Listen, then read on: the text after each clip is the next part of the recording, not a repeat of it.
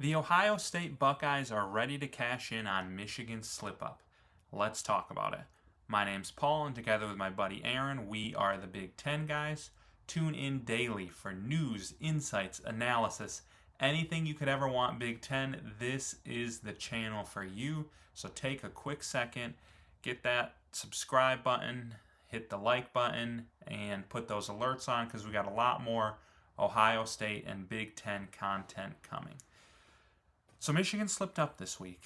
For those who haven't been paying attention, it was Big Ten Media Days, all sorts of interviews, and one particular Michigan player had some comments. That would be edge rusher Derek Moore. He came out and said Ohio State's title was not a real win. Said, you know it's not real if y'all ain't beat us.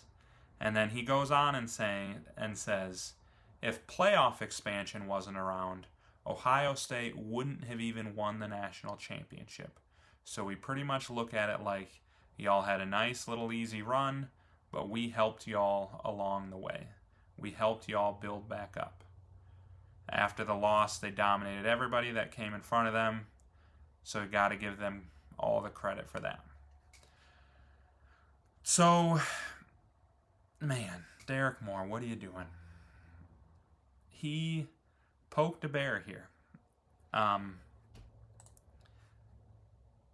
That is a lot of talk coming from a team that won 8 games last year, whose 4 best players all went to the NFL, who's probably going to be starting a freshman QB this year. And, I think Michigan has some talent. They should be good this year. They've obviously won 4 in a row against Ohio State. But you saw this Ohio State team last year when they got angry. And I don't think it's a team you want to make angry, personally. And, his whole point about Ohio State shouldn't even have made it if it weren't for playoff expansion. It's pointless because there was playoff expansion. There's a lot of national champions who could be like, well, they wouldn't have won the national championship if it was the BCS era or if we didn't have a 4-team playoff. Like, you can only play in the system that's in front of you, and Ohio State was clearly the best team last year. And now they have some bulletin board material. And Michigan has been giving a lot of bulletin board material out lately. If you check out our Michigan State video from earlier this week, I encourage you to do that.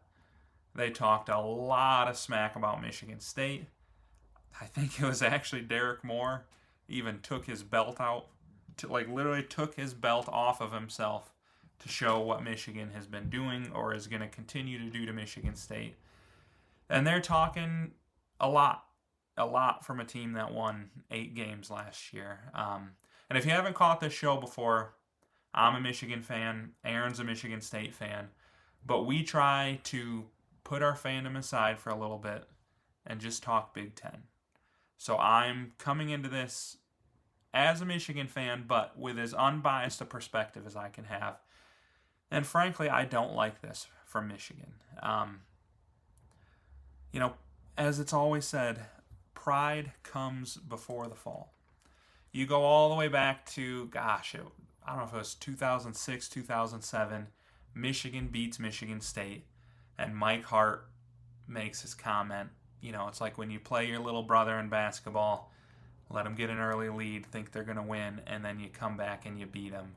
And Michigan talked a lot of smack, called Michigan State their little brother, and what happened next?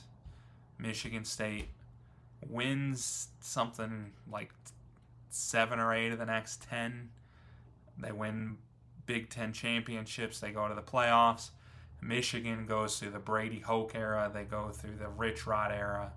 Some dark, dark times for the Maize and Blue.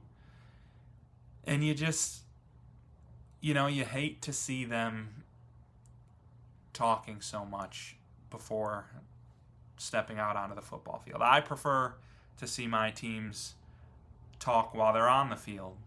Not even talk while they're on the field, but show who they are with their play. That's what I want to see from Michigan. And to be fair, Sharon Moore came out, and he was a class act. He said they won the national title. They were the best team at the end of the year. I give them all the credit. They were deserving. Kudos to them. Even goes on to say there's not going to be any more flag planting. That's like a tongue twister. We're not going to do that anymore. And I like that because this is such a great rivalry. It's such a fun game. We don't need to see big fights at the end of the game like we saw last year. It takes away from it. And I do like a little smack talk. Like, it's fun that this rivalry is year round. They're battling on the recruiting trail. They're battling in press conferences. This is a year-long rivalry, and it's a lot of fun as long as we're staying classy. But Ohio State is still hungry. I think Ryan Day even said in one of his press conferences this week, he's like, we're not on the defense here. We're still on the attack. You saw Jeremiah Smith come out this summer and say that he's put on 15 pounds of muscle. We had an Ohio State video earlier. Maybe I'll post it at the end of this video as the link you can click on, where we talked about how Jeremiah Smith put on all the muscle, and he said he is never going to lose to Michigan again. So that, there has been some talk both ways. Both teams have bulletin board material. But, you can see Ohio State is going to come in with a fire under their keister for this Michigan game this year. And Sharon Moore recognized Jeremiah Smith during his press conferences this week, said he's probably the best college football player out there. Goes on to say that really the only thing you can do to stop him is try to make his quarterback uncomfortable, because obviously no corner is going to stop him. But yeah, Ohio State fans, I'd love to hear from you. What are you thinking?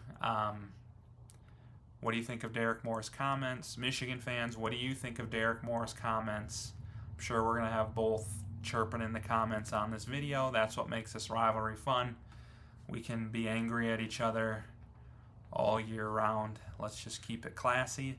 And let's remember, the SEC is the enemy.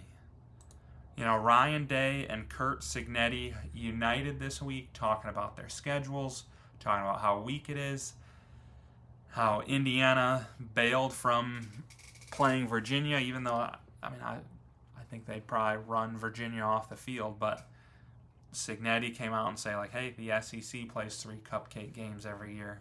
Why don't we? Ryan Day kind of threatened, like, I don't know why we're playing Texas non-conference when the SEC all gets 3 easy cupcake games and they have the one less conference game on their slate.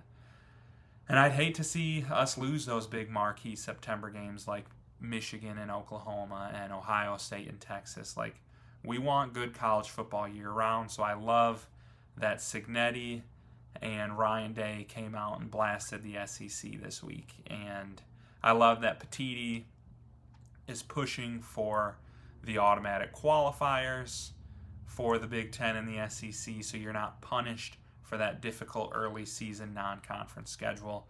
I think that'll give us more marquee games, which is what we all want. So once again, Michigan fans, Ohio State fans, let's hear from you in the comments. What do you think about what was said at Big Ten Media Days? Who's going to win the big game this year? Does Ohio State break their 4-game streak? Does Michigan keep it running?